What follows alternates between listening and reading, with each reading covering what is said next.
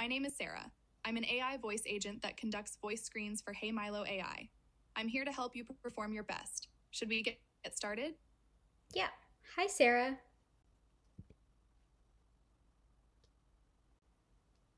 Great. Remember, if there's a question you don't know the answer to, you can skip it or just let me know you don't know. Let's get started. First question, what's your favorite software product that you've used this year? Why? My favorite software product is probably PyCharm by JetBrains. I found that this has increased my productivity as a developer and kind of made it easier for me to develop features that would have taken a longer time. The reason I say this is because their debugging tools are very, very effective to find out what's breaking your code and what's making it perform I guess not perform according to expectations. So you can step through your code, you can see the variable values at each line of your code, which is really helpful. They also let you import libraries with like a click of a button, so that's also very helpful when I'm trying to run my code quickly. And then another thing that they do is they have autocomplete as well, so all three of these things kind of make it easier for me to run my code and debug my code and get it out to production.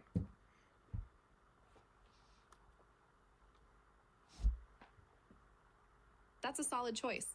I love the detailed reasoning you gave. It's clear PyCharm streamlines your workflow. Let's move to the next question. What do you like most about your program at your school?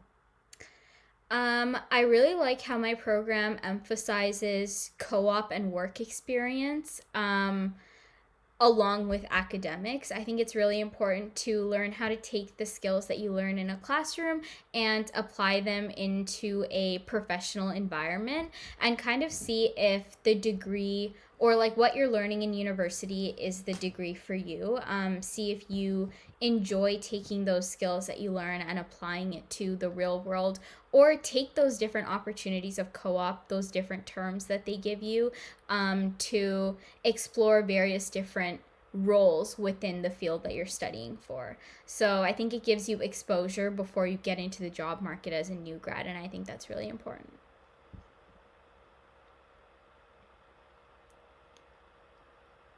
That sounds like a fantastic program that really prepares you for the real world. Now let's dive into something more personal. How did you first get interested in programming and software engineering? When I was younger, I took an animation class to learn how to make drawings and like videos with a computer. This is where I kind of learned the power of knowing how to use a computer properly and knowing how to or knowing the ins and outs of a computer.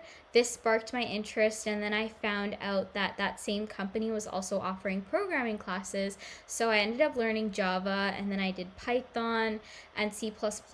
And I learned those through the company, and then I went back to the company as a volunteer and then became an instructor. Um, this journey kind of led me to choosing this as my university degree because I kind of felt like the reward and the creative freedom that programming gives you. And I think that that's something that made me feel fulfilled, which is why I kind of pursued it as a career.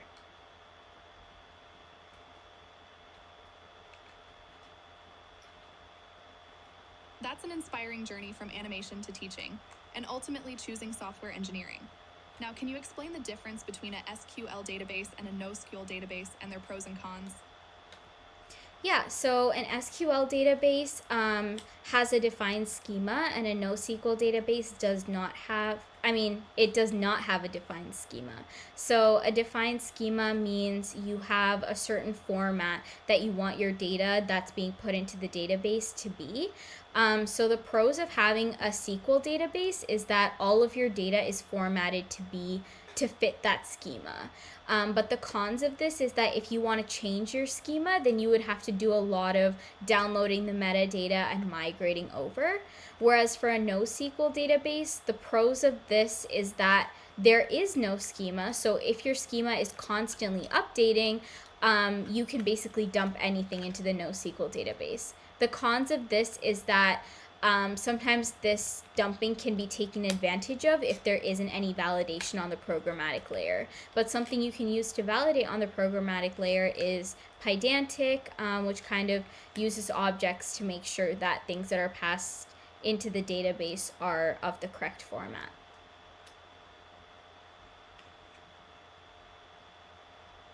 That was a clear and detailed explanation. Thanks for that. Let's talk about programming languages now. Do you have experience with Python? If so, what's your favorite aspect? If not, what is your preferred programming language and its primary use for you? Yeah, I have experience with Python, and that is my preferred programming language. I really like how it's easily readable like English. If I come back to my code after 3 or 4 months, I'm reading if statements that have the words not and in them. So those are like English words, and it kind of makes it easier for me to understand when I'm coming back to it after a really long time. I also like how there's a lot of built-in libraries in Python. Something that would take me 10 lines to write in Java would probably take me only 3 lines in Python. So that makes things easier and more efficient for me as a developer. And I use Python to write API endpoints and also to make database queries, so like MongoDB queries or PostgreSQL queries.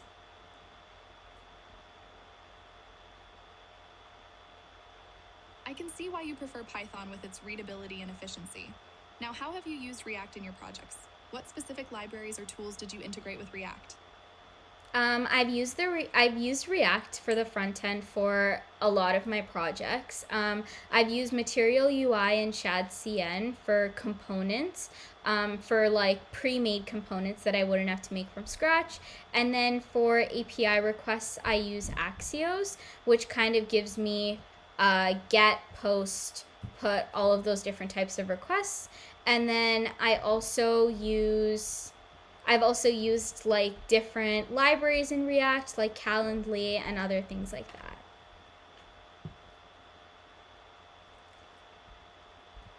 Great to hear that you've used a variety of libraries with React. Moving on, do you have experience with Docker?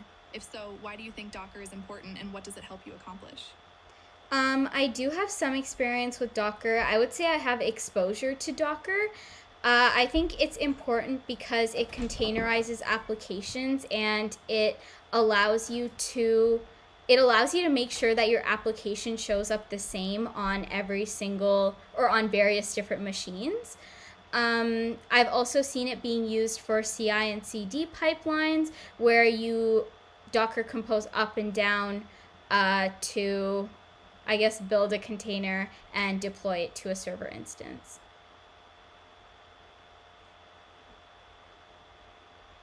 It sounds like you have a good grasp of Docker's utility in maintaining consistency across environments and in CI/CD pipelines. Now, can you share a time when you worked closely with a team to tackle a challenge? What was your role and how did you work together to find a solution? Yeah, so I worked on integrating a third party API in a group with a tight timeline. My role was to make the backend code or to integrate the integration flow into the backend code. How I did this was I iterated on the integration flow again and again with the product team, and then after that, I implemented the backend code. I think it was really important for me to iterate on the flow before I actually got started on the backend code to ensure that no time was wasted making code that would have been, I guess, churned. It's clear you had a strategic approach to the problem, ensuring alignment with the product team before diving into the back-end work. Now, on to the final question. Do you have any personal projects you're passionate about or things you like to work on outside of work? Yeah, outside of work, I like to join clubs with like minded people. I like joining clubs where um, people who I like joining clubs that have people who are pushing out products, like startup clubs, where they're kind of working on MVPs to push out to market. I also join like cybersecurity clubs where I can learn more about like the intersection between cybersecurity and software development. And then I also enjoy learning about different startups that enhance the productivity of software developers and trying out different products. It's great to hear that you're involved in clubs and activities that align with your professional interests and expand your skill set. That's all the questions I have for today. Thank you so much for your time, Rita. The hiring team will be in touch with next steps soon. Before we end, do you have any questions for me? Nope. All right, thank you again for your time and interest in HeyMilo AI. Best of luck with the interview process and your job search. Have a great day. Thank you, you too. Goodbye. Goodbye.